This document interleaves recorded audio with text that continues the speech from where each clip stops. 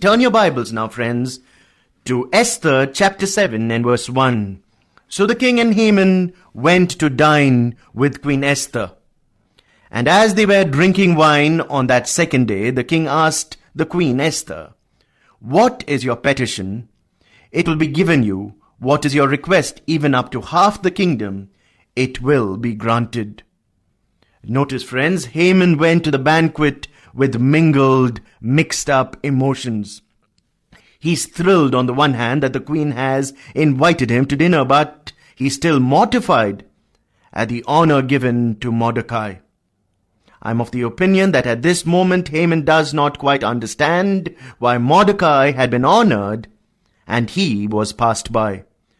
Now Esther got her courage together after the second day to tell the king the thing that was in her heart. She could not do it before, but now she is ready, even though she seems quite nervous. Once again the king renews his overture to the queen. He says, "Queen Esther, what is your petition? And it shall be granted to you." Once again he offers her half his kingdom. This is the third time, you notice, the king has asked the Queen Esther what is on her mind. Verse 3, Then Queen Esther answered, "If I have found favor with you, O king, and if it pleases your majesty, grant me my life. This is my petition, and spare my people. This is my request. For I and my people have been sold for destruction and slaughter and annihilation. If we had been merely sold as male and female slaves, I would have kept quiet, because no such distress would justify disturbing the king." When Esther spoke in these verses 3 to 4, it was a frightening thing she revealed. Both the king and Haman were startled because neither of them knew her nationality. Her request that her life and the lives of her people be spared. When Mordecai had entered Esther into that contest, and also when she had become queen, Mordecai, remember, had instructed her not to tell her nationality, not to reveal to anyone that she was a Jewess. So she had kept this fact absolutely a secret. Haman, as you remember, had gotten an edict from the king that all the Jews in the kingdom were to be destroyed. He did not know that Queen Esther was a Jewess. She now identifies herself with her people as a Jewess, so far removed that she did not even want to be known as a Jewess. She now takes her place with her condemned people. For her to do this in that day was also to identify herself with her religion and with her God, because they both go together. Friends, Esther's faith was intertwined with her God. She said to the king, "Although the king would have suffered a great loss, I would have kept quiet if we were only going to be sold into slavery. But that isn't the problem. We are to be slain, to be murdered on a certain day." She wanted him to know that the Jews had been betrayed and were to be destroyed as an entire people. The king was absolutely amazed.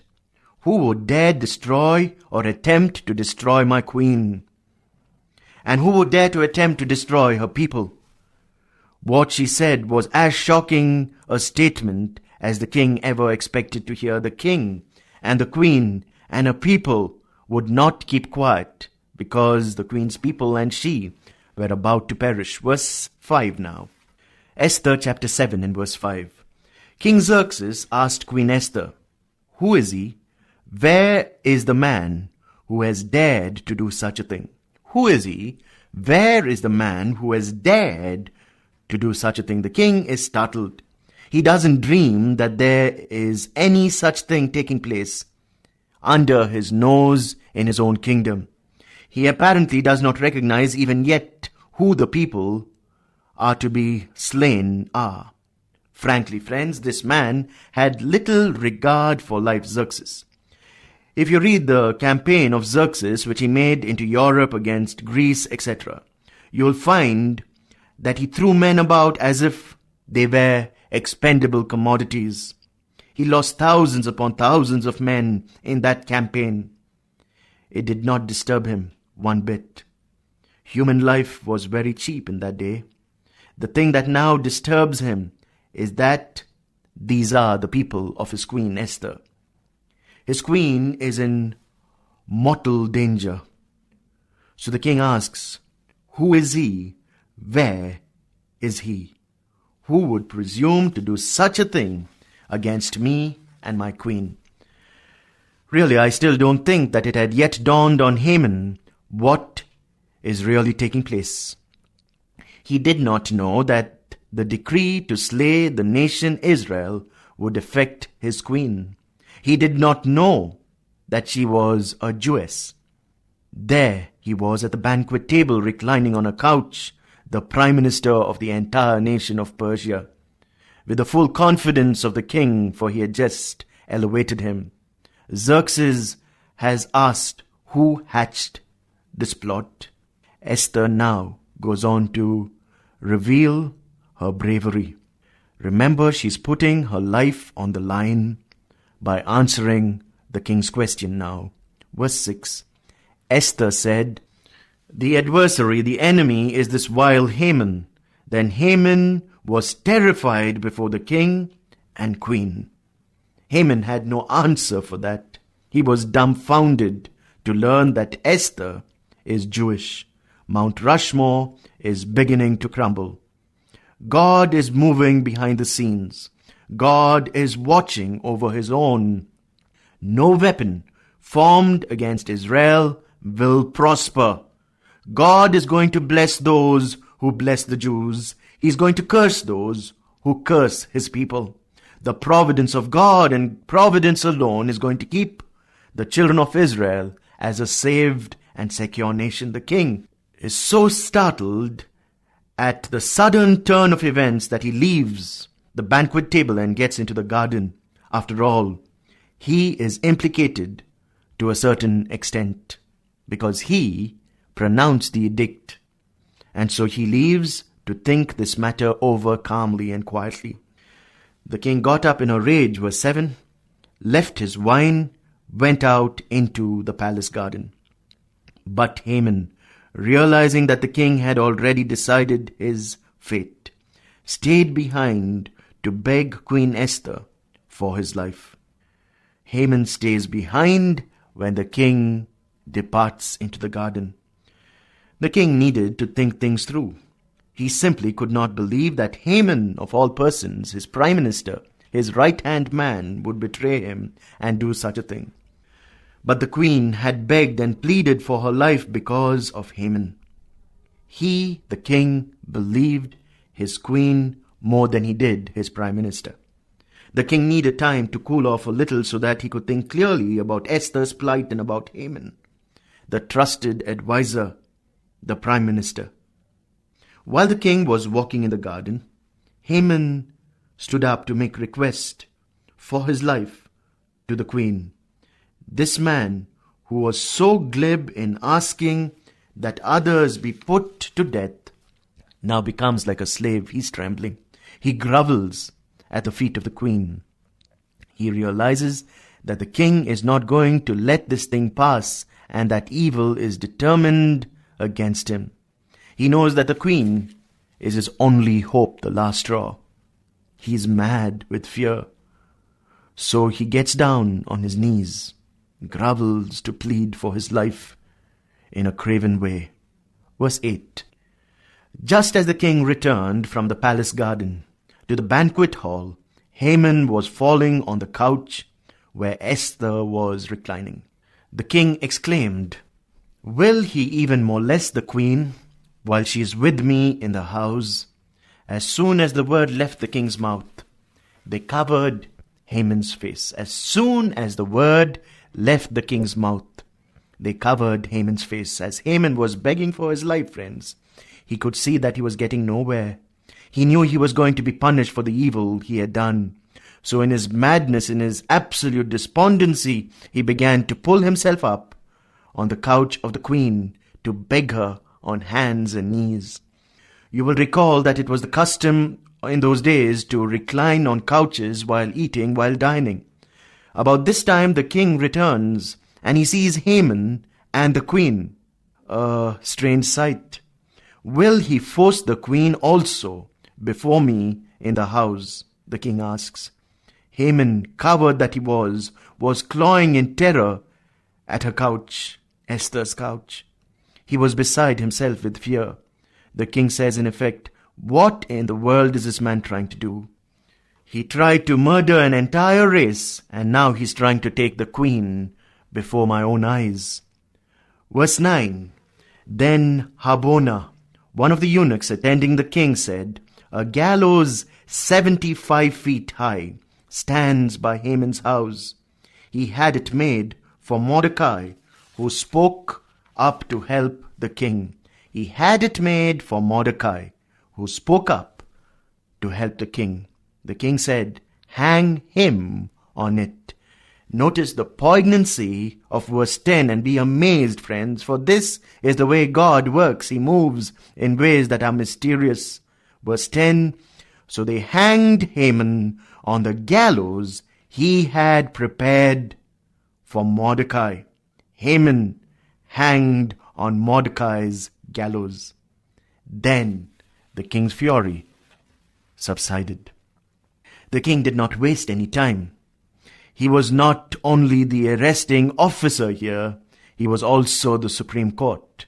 Haman died the same night on the very gallows he had built for Mordecai, from banquet to gallows. This is a revelation of a great truth that runs all the way through the Word of God. You will fall into the pit you dig for others. Beware, as you sow, you will reap. Notice now chapter 8, in that thought that we got from Galatians chapter 6 and verse 7, as a man sows, so also shall he reap. Here now we know that Haman is dead. The threat of death still hangs over every Jew. Remember, the decree sent forth that Jews may be slain on certain day is still in effect. Because the decree is a law of the Medes and the Persians, this decree is irrevocable, it cannot be changed. That presents a real problem. What is the solution?